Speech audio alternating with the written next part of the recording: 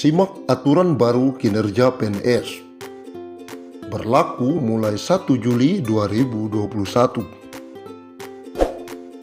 Pemerintah menerapkan aturan baru terkait sasaran kinerja pegawai atau SKP berdasarkan Peraturan Menteri Pan-RB Nomor 8 Tahun 2021 tentang Sistem Manajemen Kinerja PNS mulai 1 Juli 2021.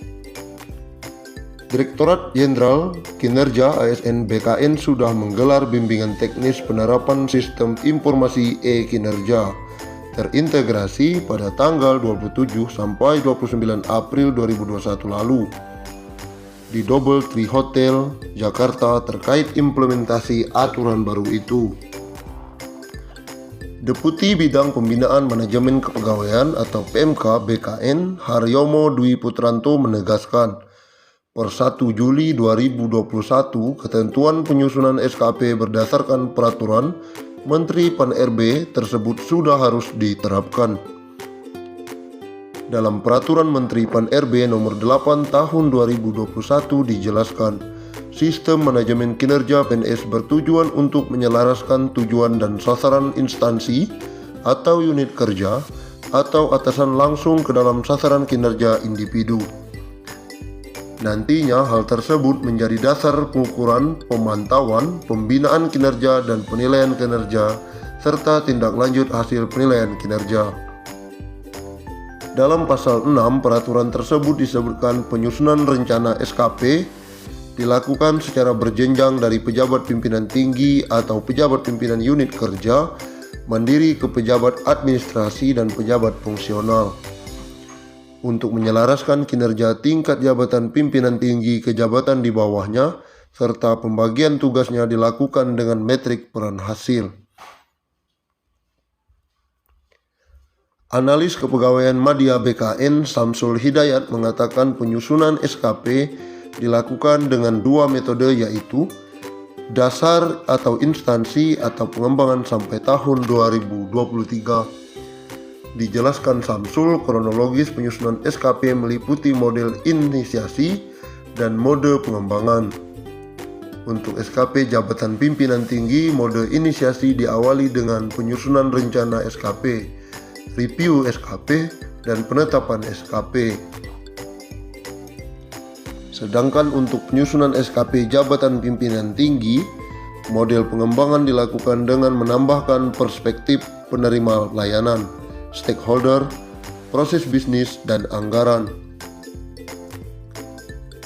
Sesuai ditetapkan Menteri Pan-RB, SKP jabatan pimpinan tinggi jelas Samsul dilanjutkan dengan pembuatan metrik peran hasil sebagai proses cascading vertikal atau JPT ke JA atau JF, dan cascading horizontal atau pembagian tugas di antara JA dan JF. Dari metrik peran hasil dijadikan dasar penyusunan SKP jabatan administrasi dan jabatan fungsional dengan mode inisiasi, ungkapnya dalam keterangan tertulis.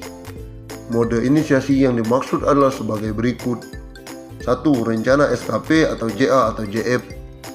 2. Verifikasi keterkaitan dengan angka kredit khusus JF. 3. Review SKP JA atau JF. 4. Penetapan SKP bagi JA atau JF. Sedangkan untuk model pengembangan ditambah kategori penilaian pada target, yaitu kurang atau jauh di bawah target dan cukup sedikit di bawah target bebernya.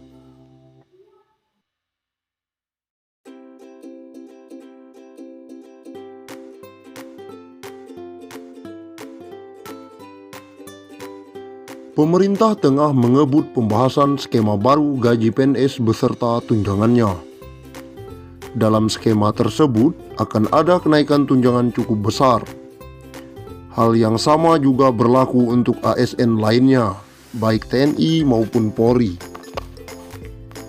Jika belitnya rampung dan disetujui, maka kenaikan pendapatan ASN akan berlaku pada tahun 2021. Selama ini, pendapatan bulanan take home pay PNS berasal dari komponen gaji pokok plus berbagai macam tunjangan.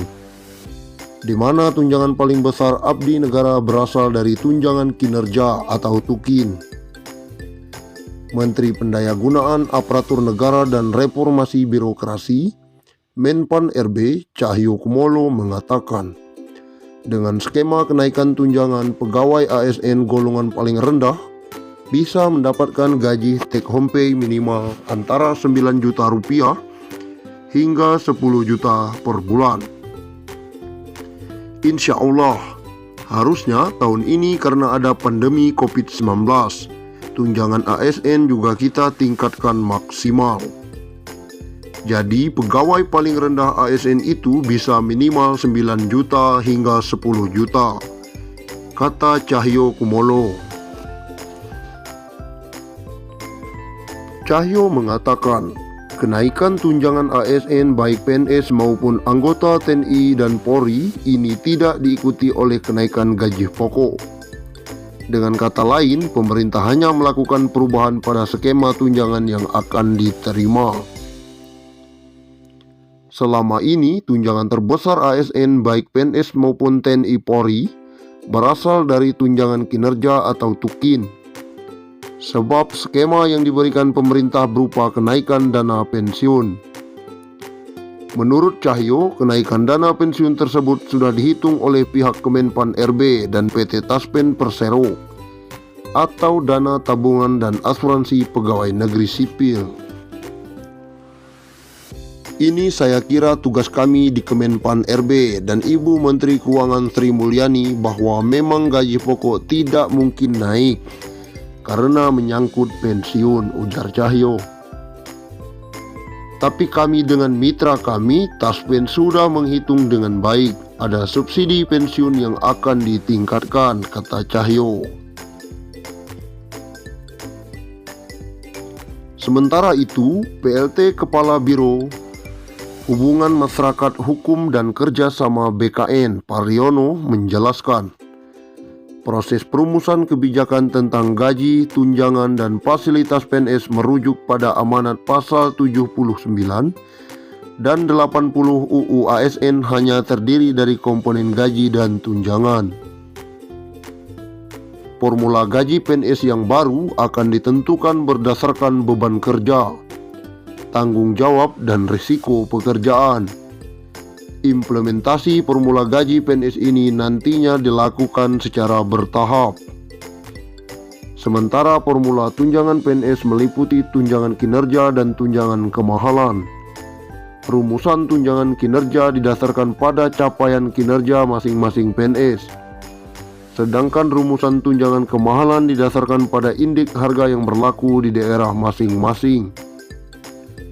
Secara substansial, sistem penggajian berbasis harga jabatan berdasarkan pada nilai jabatan, di mana nilai jabatan diperoleh dari hasil evaluasi jabatan yang menghasilkan kelas jabatan atau tingkatan jabatan, yang selanjutnya disebut pangkat.